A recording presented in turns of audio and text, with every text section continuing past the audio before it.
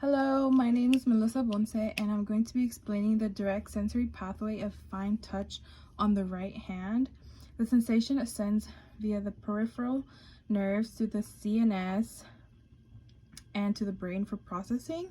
This transmission of the sensory impulses is performed by what is referred to as the 3-neuron pathway. And the process for fine touch in the right hand begins when someone touches the right hand. Skin receptors then send the signal to the sensory nerve fibers, and it is then sent up the spinal cord through the dorsal root or the posterior root. It then travels up the spinal cord through the dorsal white column, and this is called the first order neuron, from the skin receptors to the brainstem. So once it reaches the brainstem or medulla, it synapses with another neuron and sends the signal onto the second order neuron.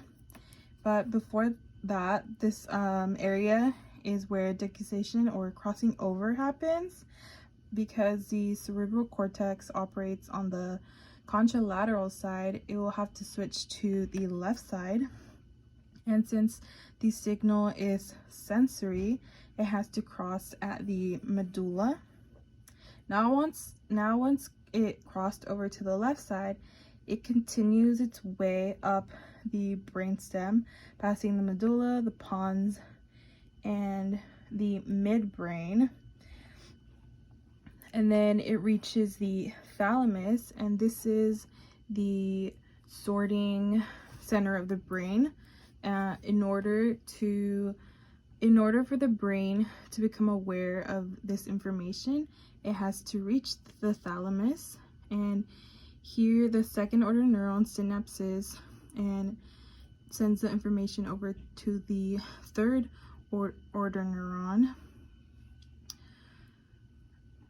and it takes the information from the thalamus to the cortex of our brain that corresponds to the hand part mapped out in the homunculus.